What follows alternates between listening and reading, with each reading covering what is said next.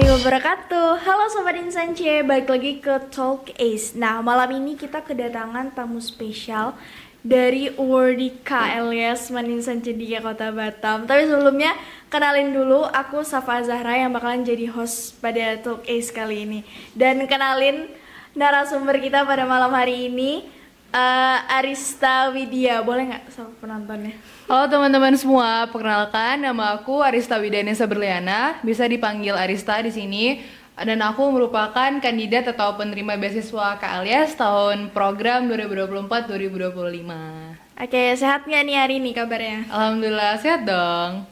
Oke, first of all pastinya kita semua penonton, aku juga pasti mau tahu apa sih itu KALIAS yang sedang kamu ikuti programnya ini. Boleh nggak kasih penjelasan dengan bahasa yang secara sederhana ke kita? Apa sih itu KALIAS? Oke, boleh. Jadi KALIAS itu adalah kepanjangan dari Kennedy Luger Youth Exchange and Study. Jadi intinya adalah program pertukaran pelajar dengan beasiswa penuh yang dibiayai oleh Kedutaan Besar Amerika Serikat itu sendiri atau the US State Government gitu deh. Nah, ini tuh kita di fully funded sama dari pemerintah Kedutaan Amerika Serikat itu sendiri untuk siswa Indonesia ataupun siswa Amerika pertukaran. Jadi kayak nanti ada sistem pertukaran Indonesia ke Amerika, kemudian yang Amerika ke Indonesia gitu. Jadi ini adalah salah satu fun fact nih. KALIAS itu terwujud dari peristiwa, kalau teman-teman tahu, 9/11. 9/11 itu ada peristiwa di mana kayak terorisme gitu deh. Nah, KALIAS ini dibentuk 2 tahun setelahnya, yaitu pada 2003, dengan tujuan untuk menjembatani pemahaman antara negara-negara dengan popularitas Muslim yang signifikan, kayak contohnya Indonesia gitu. Dengan orang Amerika itu sendiri, dengan tujuan apa? Biar kita sama-sama menjembatani tadi perdamaian dan juga pertukaran budaya satu sama lain. Kurang lebih kayak gitu deh. Dan ini ditujukan untuk siswa-siswi dari kayak SMA sederajat gitu. Oke. Berarti kan tadi kan untuk siswa-siswi SMA sederajat ya. Pasti kan dari sekolah kita sendiri nih, dari Maninsan Cedia Kota Batam yang sebelumnya nih kan, seperti yang kita tahu kalau nggak salah pesertanya itu laki-laki gitu. Dan Arista ini jadi peserta perempuan pertama di Insan Cedia Kota Batam yang jadi Awardika KALIAS. Apalagi ada stigma soal perempuan ya di lingkungan kita yang kayak perempuan tuh bisa nggak sih buat jadi Awardika KALIAS?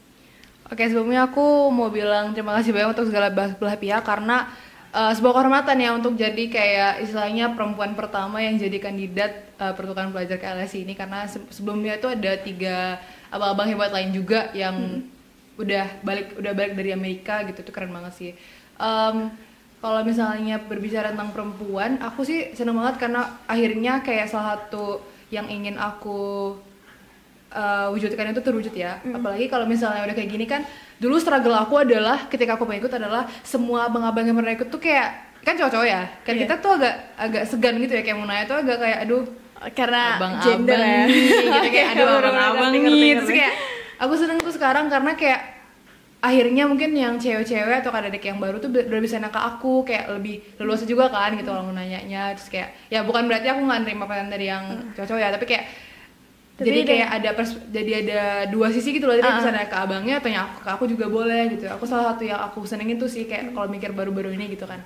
Kalau mikir lebih jauhnya, aku juga pengen kayak mewakilkan kayak dari sisi perempuannya gitu loh. Apalagi kan kalau berhijab gini kan kayak ke Amerika gitu loh, kayak negara yang liberal banget. Jadi kayak aku berharap bisa jadi salah satu ambassador of peace juga sih, kayak membuktikan kalau misalnya cewek-cewek berhijab itu kayak perempuan-perempuan itu kayak bisa juga gitu loh, jadi salah satu awardee KALIAS kalau di kasus ini gitu. Jadi lebih kayak Arista ini pengen jadi yang membuka jalan ataupun menjembatani perempuan-perempuan lain yang ingin juga jadi Awardika KALIAS gitu ya. Insya Allah, Masya Allah, tabarakallah sekali ya. Dan kamu juga anak perempuan pertama di keluarga yang punya kesempatan belajar di luar negeri. Apa sih hal yang paling ingin kamu sampaikan on the case ini? Oke, kalau udah bahas keluarga tuh udah kayak aduh guys, udah ya ampun rumah. Tapi kalau misalnya jadi anak perempuan itu sebuah kebanggaan sendiri sih, karena kan kayak lu anak perempuan pertama tuh kayak kayak bebannya berat banget ya guys, kayak apalagi teman-teman di rumah sana yang kayak anak perempuan pertama pasti tahu rasanya gimana. Jadi kayak aku ngerasa senang aja sih karena mungkin ada aku juga perempuan kan, mungkin aku bisa jadi salah satu role model yang dia look up to. Itu kan kayak oh my god gitu. Terus kayak aku juga seneng karena ini adalah salah satu perjuangan aku untuk apa ya, memberikan rasa terima kasih terdalam aku untuk orang tua aku karena selama ini udah membimbing aku. Karena berhasilnya aku dalam setiap pencapaian apapun itu kan pasti ada apa ya, perannya peran orang tua itu bagiannya. kuat banget. Jadi kayak aku ngerasa jadi perempuan pertama lu kayak di keluarga tuh kayak wah aku nggak boleh jadi yang terakhir, harus ada orang-orang selanjutnya lagi gitu. Jadi kayak lebih jadi inspiratif juga sih, kayak misalnya apa ya, kalau misalnya ada yang nanya-nanya kayak aku bisa lebih share ya, aku bisa lebih tahu banyak gitu kan, kayak sebuah kesenangan pribadi juga ya gitu teman. Ngomongin tentang peran orang tua, boleh nggak ceritain nih tentang peran dan supportnya orang tua dalam perjalanan, pasti ini aku tahu perjalanan yang panjang dan berat buat kamu gitu. Digantungin berbulan-bulan bro.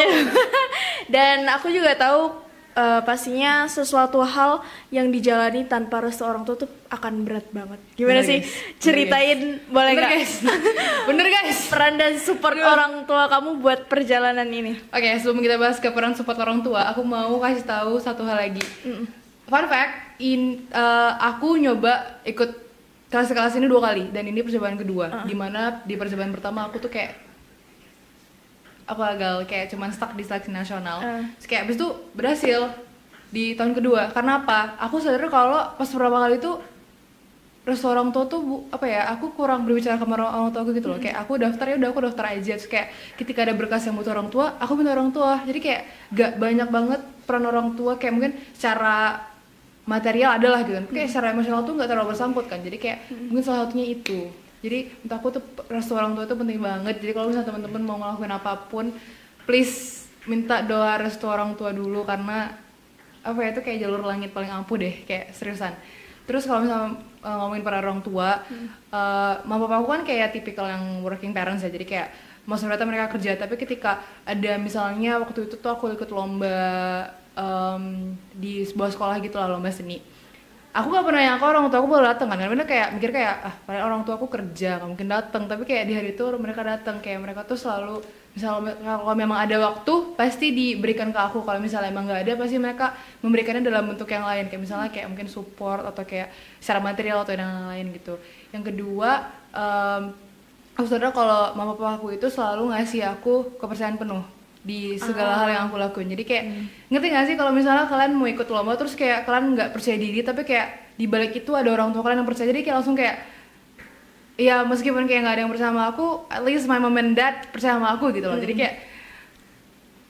kayak pas pertama kali nyoba tuh kan kayak pas 2 kali nyoba tuh kan kayak langsung kayak down gitu kan, kayak oke, ini salahnya di restu orang tua nih gitu kan. Terus kayak kedua kali nyoba mau langsung kayak nggak apa, coba aja lagi, barangkali rezekinya kan, kayak kita rezekinya nggak ada yang tahu kan. Jadi and yeah, it went well. Kalau ya selama komunikasi kayak aku lebih sering tukar pendapat sih, kayak cerita-cerita ini barusan ini loh, kayak tau nggak sih, kayak ngabarin dengan foto gitu. Aku lebih sering kayak gitu sejak kayak yang tahun lalu gagal tuh, kayak aku lebih sering kabarin ke orang tua sih. Jadinya juga kayak kalau misalnya orang tua kita tuh tahu tentang apa yang kita lakuin, didoain, ada doanya, doain gitu. guys. Ya, bener banget. Didoain. Kalau misalnya ada yang awalnya tuh kan kayak memang semua hal itu kayak ada sangkut pautnya butuh sama persetujuan orang tua gitu. Tapi orang tua tuh kayak cukup tahu aja, tapi nggak diceritain gitu kan.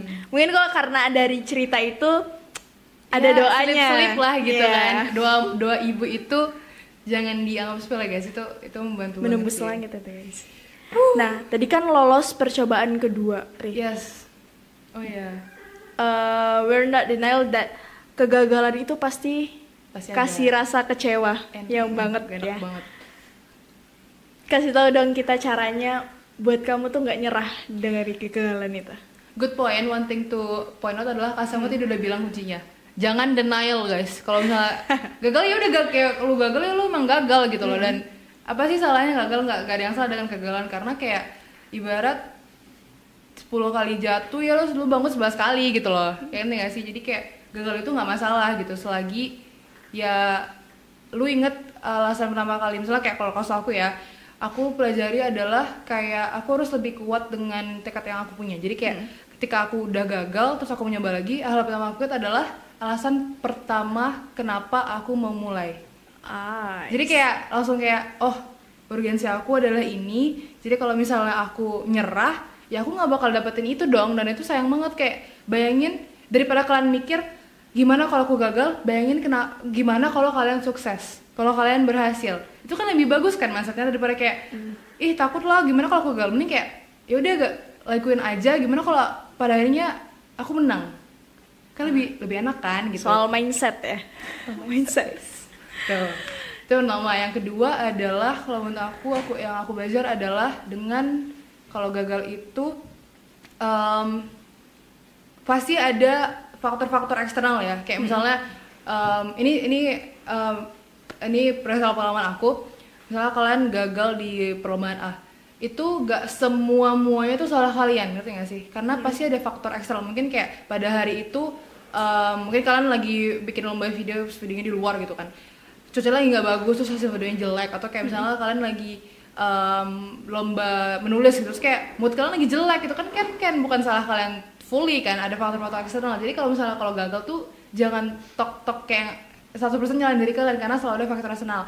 Dan ketika kalian menang, jangan juga langsung ini semua gara-gara aku ini semua hasil usaha aku, nggak boleh kayak gitu. Jadi kayak seperti aku bilang, selalu ada faktor eksternal. Jadi kalau misalnya kalian kalah, nggak terlalu down banget, tapi kalau menang nggak terlalu heboh banget kan, nggak sih? Kayak misalnya kalian menang suatu lomba, pasti ada faktor eksternalnya. Contohnya apa? Dukungan guru, dukungan sekolah, atau dukungan orang tua kalian, atau kayak teman-teman kalian yang kayak sederhana kayak nawarin bantuan, sini aku bantuin SMA aku bantuin deh, atau kayak fotomu aku fotoin dia, atau kayak itu kan foto-foto eksternal kan yang nggak boleh dilupain gitu loh. Jadi itu sih kalau dari aku ya, kalau kegagalan itu. Kayaknya tau deh, itu tuh cara-cara buat supaya kita tuh nggak terlalu down saat kita nggak terlalu down, terus kalau ini nggak terlalu nggak terlalu heboh gitu loh, kayak ya udah gitu.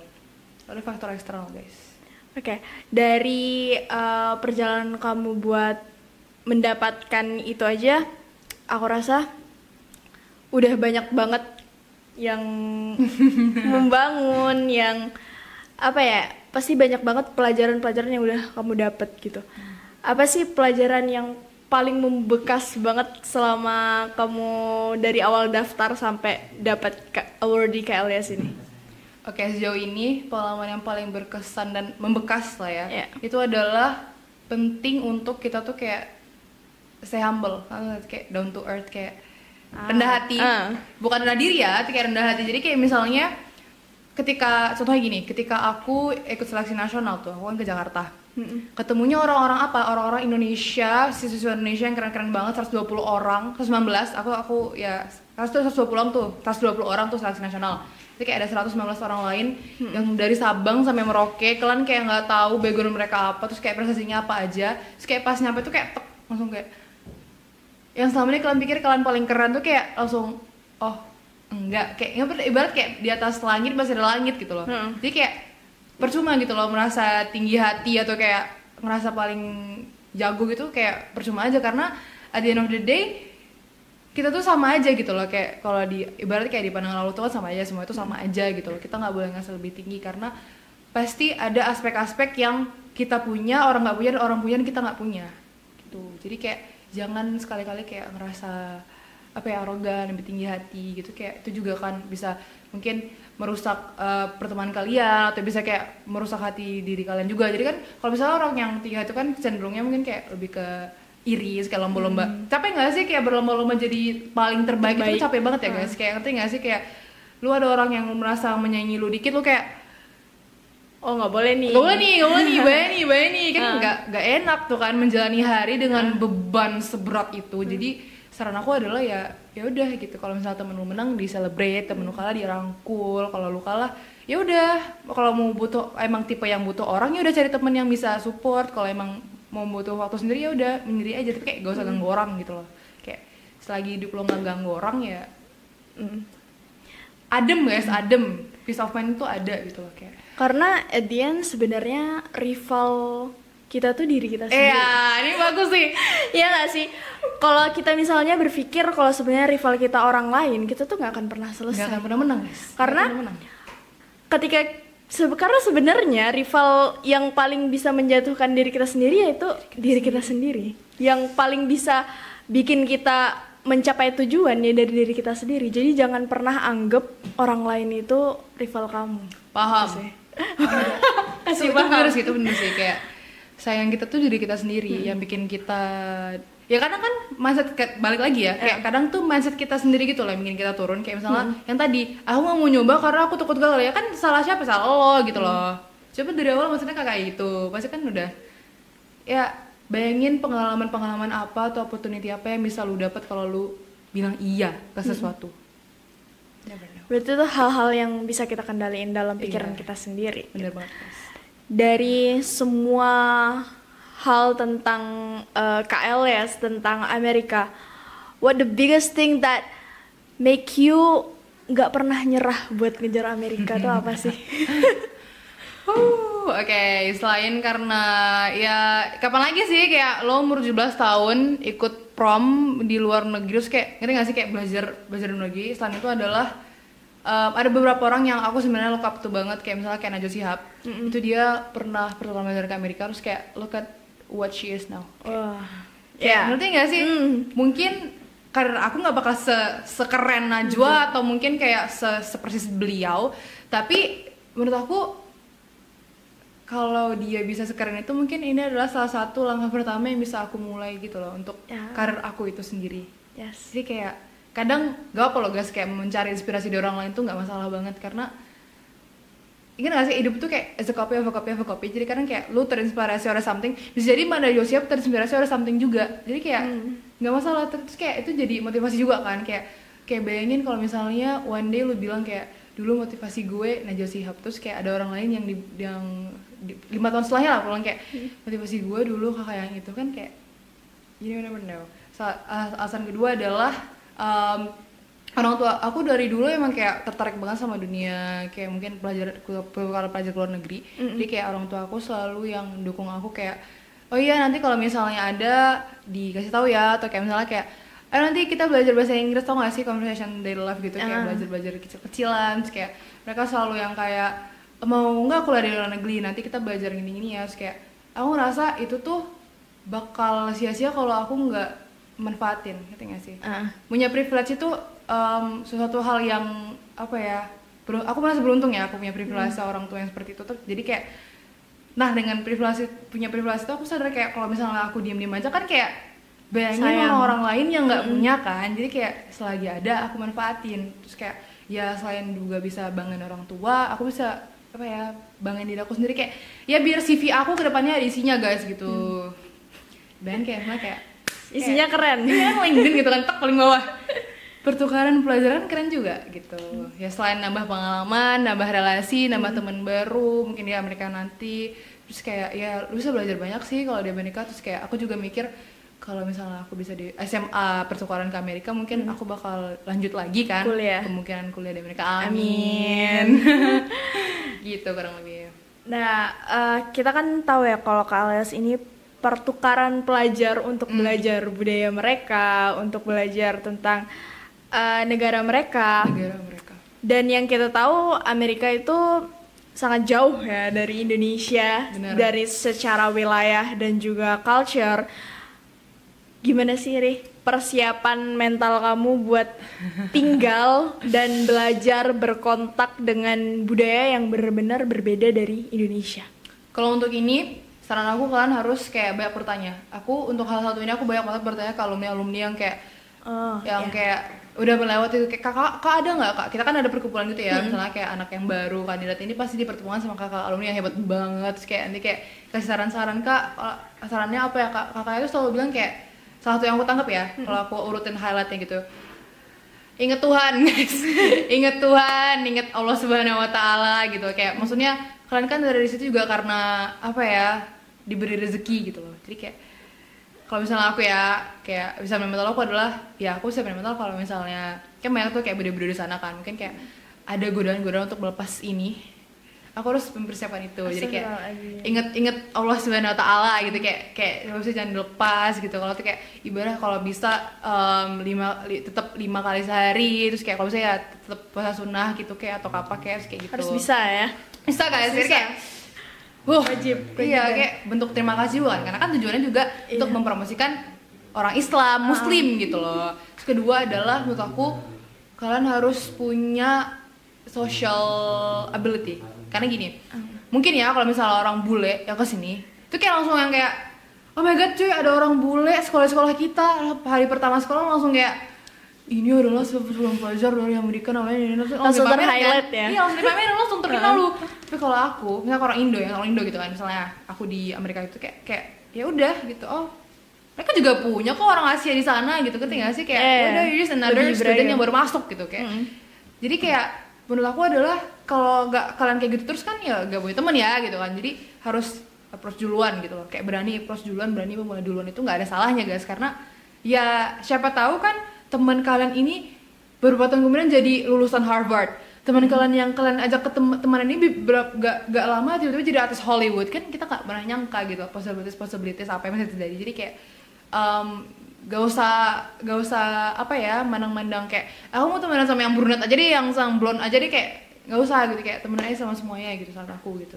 Aku belum berangkat ya, tapi kayak aku memikirkanku persiapan aku itu, aku akan ya apa ya letting myself out there, kayak udahlah aku akan berteman ke siapa aja gitu, tapi tetap pilih teman guys, jaga. Terus karena itu tadi ya. Itu tadi guys. Itu tadi. Nonton lenceng. Dengan negara yang notabene-nya liberal dan iya, juga ingat lagi tujuan kita ke sana juga untuk mempromosikan salah satunya Muslim gitu. Muslim gitu Yes. loh, kayak ya gue BP aja kalau guys Muslim gitu. Terus selanjutnya adalah don't be afraid to seek help, nggak usah takut untuk minta tolong.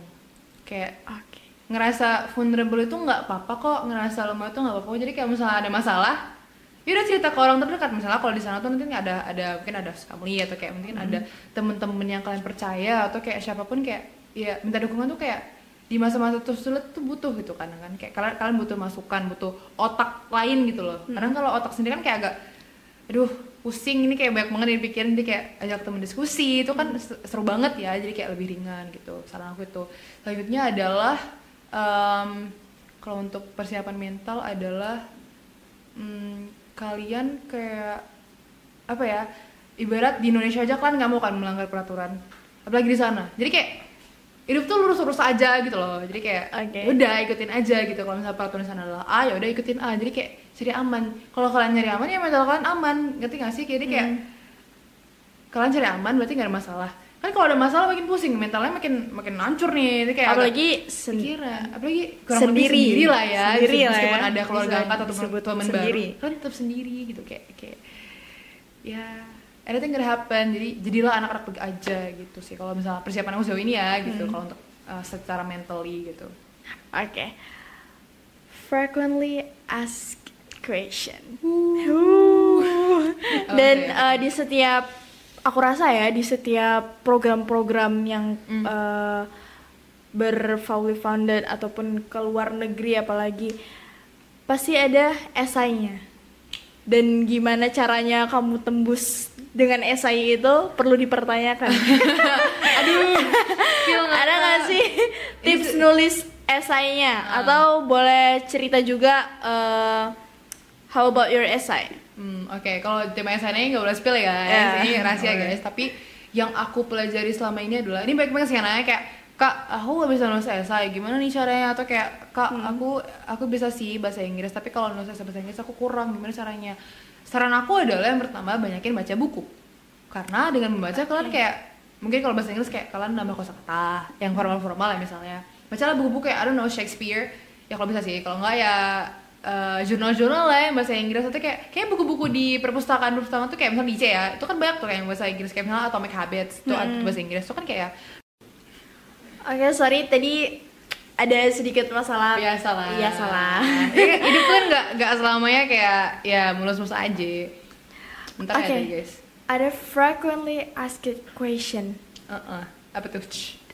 dari semua aku rasa ya dari untuk semua program-program apalagi untuk program kayak yang keluar negeri gitu pasti ada nulis esai.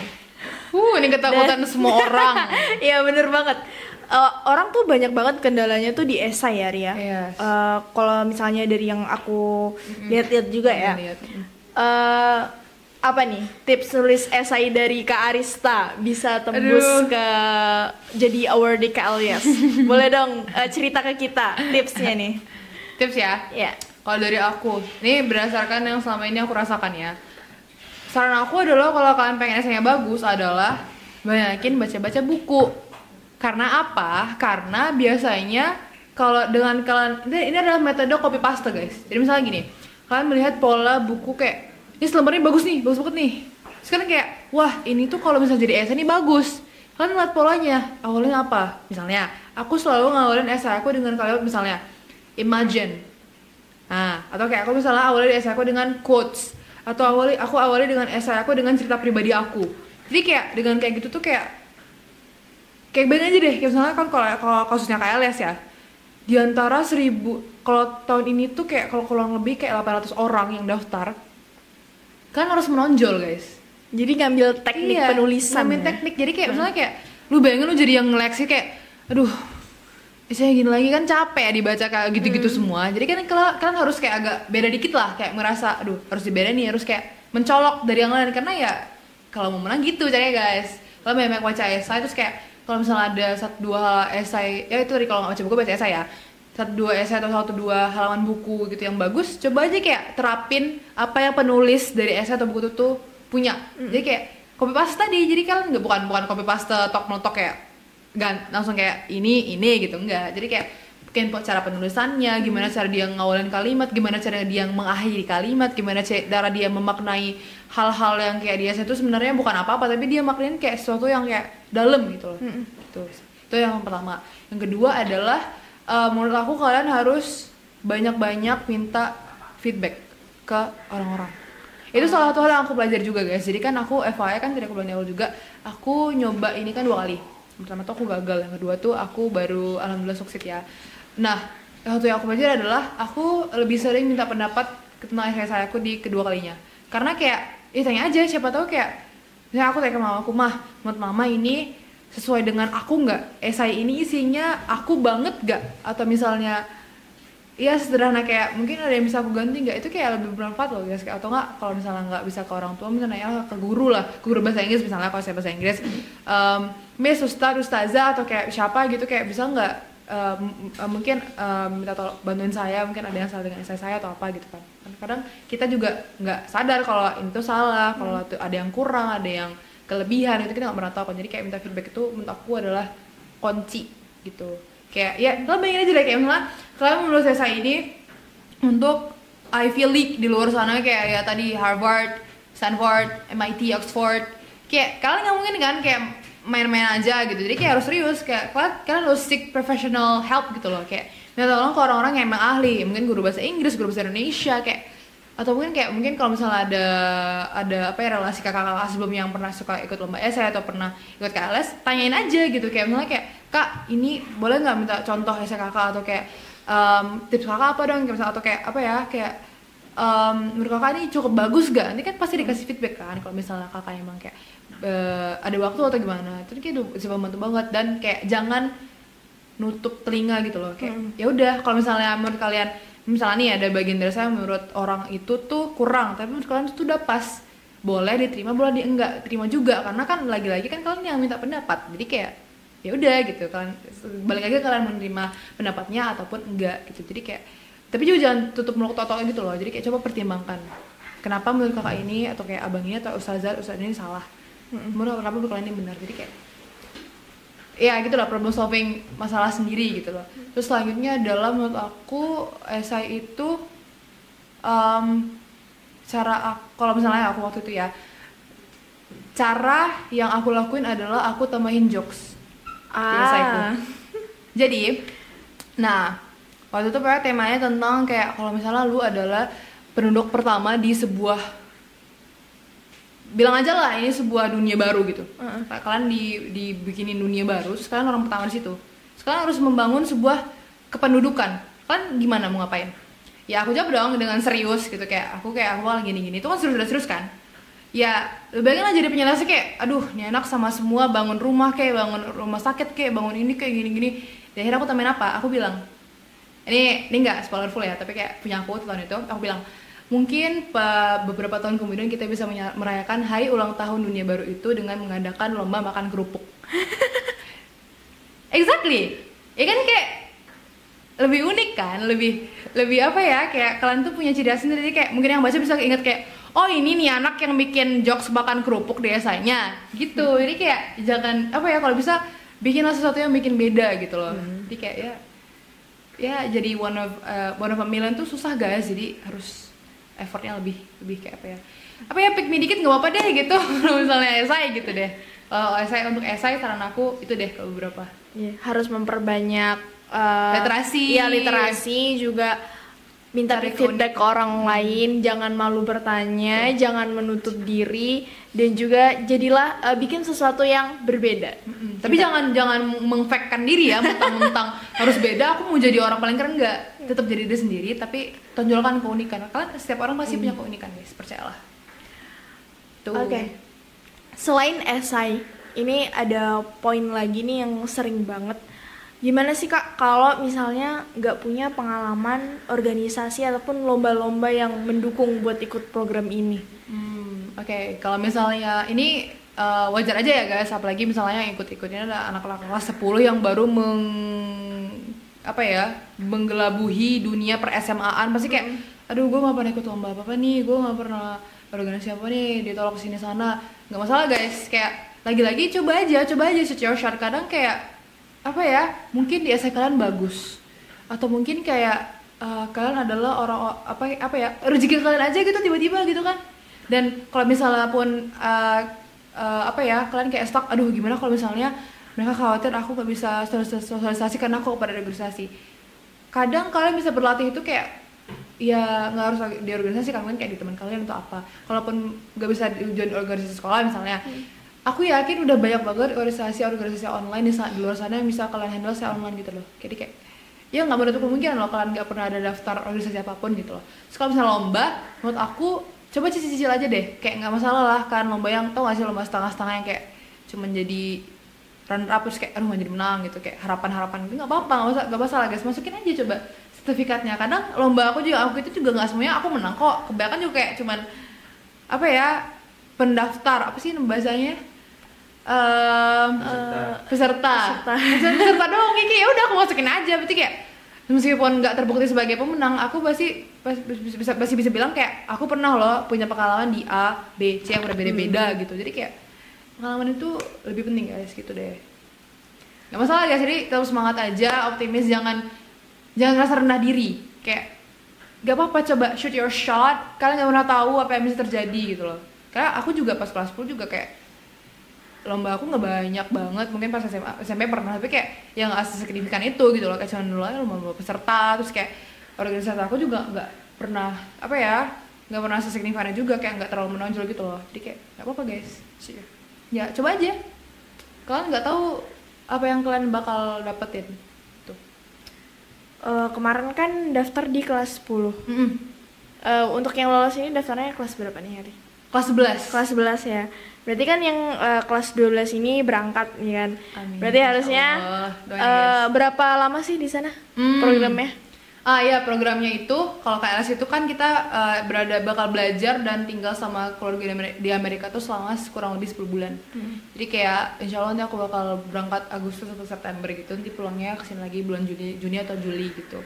Nah itu tuh FYI kalau selain KLS ini, kita juga KLS ini kan di bawah AFS ya. Jadi AFS itu juga pertukaran pelajar, tapi itu self-funded ya guys. Jadi kayak di AFS itu juga ada yang 3 bulan, ada yang 6 bulan, ada yang kayak 10 bulan juga. Jadi kalau di KLS ini sendiri 10 bulan guys. Jadi kayak kalau nanti bakalan belajar menjadi orang Amerika, belajar di Amerika kayak ya sama terbiasa dengan budayanya, dengan akademiknya gitu kalau sekolah ya, selama kurang lebih 10 bulan. Jadi kayak ya kalau bahasanya gini, kita ada istilah itu is not a year in a life, is a life in a year. Oh my god. Bukan hidup dalam setahun tapi setahun dalam kehidupan. Jadi kayak bukan kayak apa ya? Ya gitu deh, aku lupa.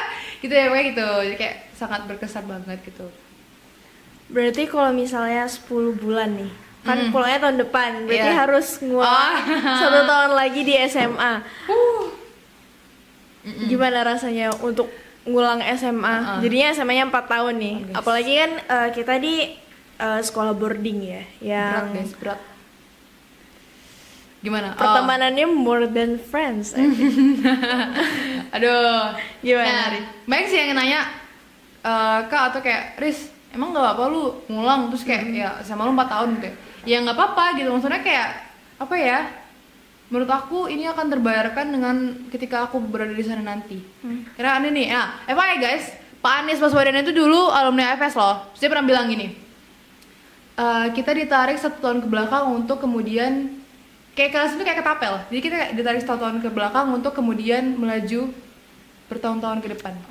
Itu nggak sih? Jadi kayak, ya lo emang mundur setahun, tapi kayak pas lo balik tuh sih kayak langsung kayak kerasanya lu nggak tinggal di Amerika cuma setahun, dia kayak udah bertahun-tahun menggelabuhi kehidupan ini. Jadi kayak sih kayak hopefully ya aku mendapatkan experience seperti itu, amin. Tapi kayak apakah aku akan ada penyesalan?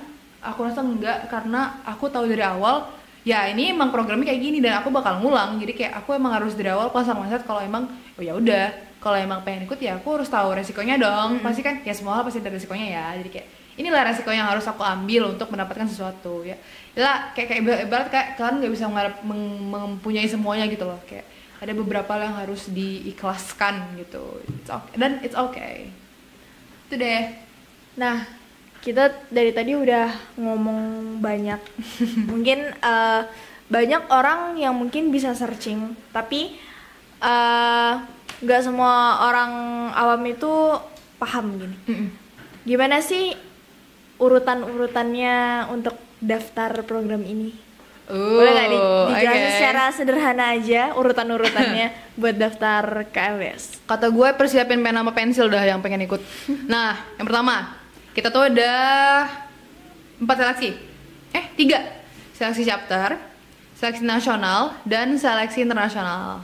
Nah, seleksi chapter tuh apa aja sih? Seleksi chapter tahu nggak chapter itu apa? Chapter itu adalah pembagian, kita tuh Indonesia nih, Indonesia Raya ini sangat luas ya guys. Jadi kalau misalnya ibarat semua orang ngumpul di satu orang itu kan ribet ya, capek yang memberkas-berkas itu ngurusin. Jadi kita dibagi menjadi 20 chapter. Di Indonesia tuh ada 20 chapter.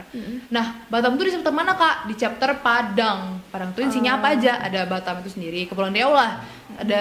Ada Riau, Pekanbaru misalnya. Ada Jambi sama satu lagi Padang. Itu sendiri kayak orang Sumbar. Nah, jadi kan Padang ini Batam ini masuk ke chapter Padang. Nah, di seleksi chapter Padang ini kita bakal dihadapi dengan yang pertama itu esai. Itu banyak kayak esai ya guys. Jadi kayak ada 10 esai gitu, terus kayak pertanyaan tentang kepribadian gitu-gitu, kayak bahasa Indonesia sama bahasa Inggris. Terus nanti kayak ada esai panjang dalam bahasa Indonesia dan bahasa Inggris juga gitu. Nah, di sesi chapter ini selain esai itu kan termasuk ke pemberkasan ya, pemberkasan awal. Itu kayak kalian bakal diminta nanti sertifikat-sertifikat yang pernah kalian ikut gitu, yang tadi kita bahas ya tentang sertifikat tadi, mungkin olimpiade atau kayak lomba-lomba atau pengalaman organisasi. Terus kayak ada juga pengumpulan informasi-informasi pribadi, kayak misalnya kayak kalian tinggal di mana. Nah, syaratnya itu kalian harus tinggal di Indonesia ya guys, tinggal di Indonesia, sekolah di Indonesia, warga negara asing, orang tua bukan bule. Nah, tuh itu yang dikumpulin guys. Jadi kan kalau orang tua kan gak boleh bule, harus pure blood, Indonesia pure blood, WNI, harga mati. Nah gitulah. Habis itu nanti kayak banyak banget berkas deh yang dikumpul-kumpulin gitu kan. Mungkin kita bakal kumpulin juga surat rekomendasi. Jadi berbaik hatilah kepada semua orang guys. Jadi surat rekomendasi itu bakal diminta ke sekolah, teman lama sama lingkungan rumah. Makanya jangan bandel di rumah, baik-baik aja kalian. Inti aku sih minta ke Pak RT. Itu aku anak baik, jadi kayak ya mana aja Pak RT, makasih. Nah itu seleksi berkasnya. Seleksi chapter ya, nih belum nasional. Chapter itu lama. Terus habis lulus nih seleksi berkas, kita ngomongnya di chapter, kita bakal dihapus sama seleksi wawancara.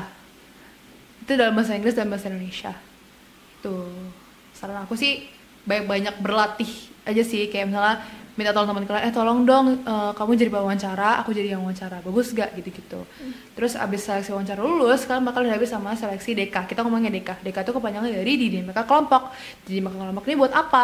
Buat mastiin kalau nih anak nih kedepannya tuh bisa menjadi orang yang dalam kelompok itu tidak mendominasi, tapi juga tidak pasif, nggak sih? Iya. Jadi kayak dia nggak yang bosi mau aku aja yang apa ya, masang apa kek, aku yang bikin PPT, aku yang presentasi, aku yang bikin materi, enggak. Jadi nggak bisa gitu. Jadi mungkin kita bagi-bagi tugas, tapi kalian jangan pasif juga, karena ya apa gunanya iri di mereka kelompok kalau tidak berkelompok gitu guys. Gitu. Nah kalau udah nih lulus di berkas wawancara DK, nilai kalian aman di antara ini, nanti nilainya digabungin nih 3 nih, nilai kalian aman, baru nanti chapter bakal ngumumin apakah kalian lulus seleksi chapter atau enggak. Nah itu agak digantungin ya guys, tapi gak apa-apa guys, it's worth it in the end guys, percaya. Kayak banyakin doa aja sih, karena kelas ini adalah journey dengan banyak jalur langitnya. Jadi kayak jangan putus doa, jangan putus sedekah, jangan putus berbuat baik gitu deh. Nah chapter udah nih, habis itu kita ke seleksi nasional. Kita ke seleksi nasional di mana? Yang di Jakarta.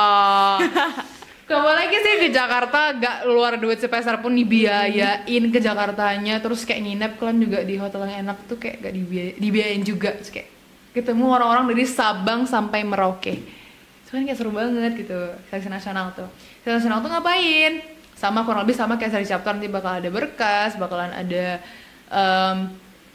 esai, ada juga kayak wawancara, ada di kelompok, kurang lebih sama ya guys tuh. Nah, kalau seleksi nasional Indo udah selesai, udah dinyatakan lulus, amin. Nah, tapi jangan senang-senang dulu, ini seleksi nasional ini juga stres ya guys, jadi berdoa.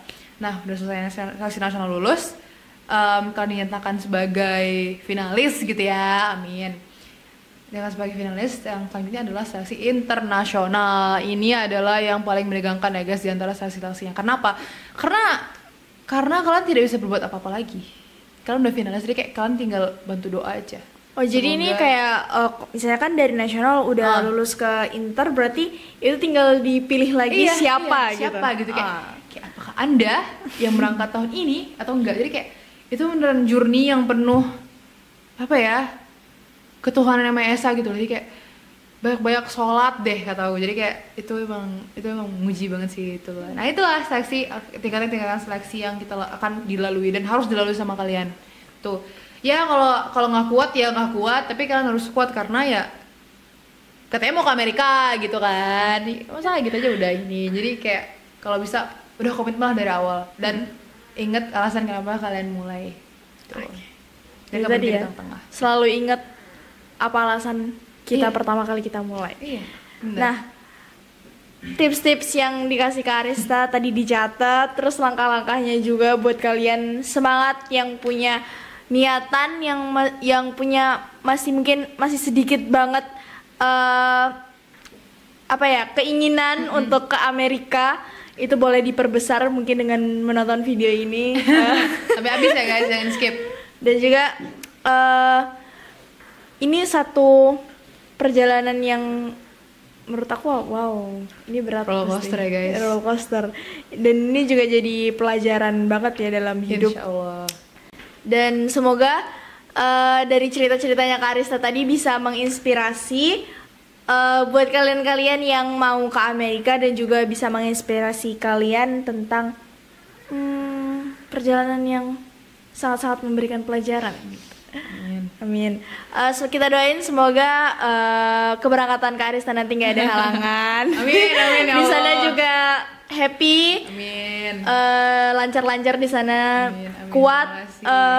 Berpegang teguh pada prinsip tadi ya.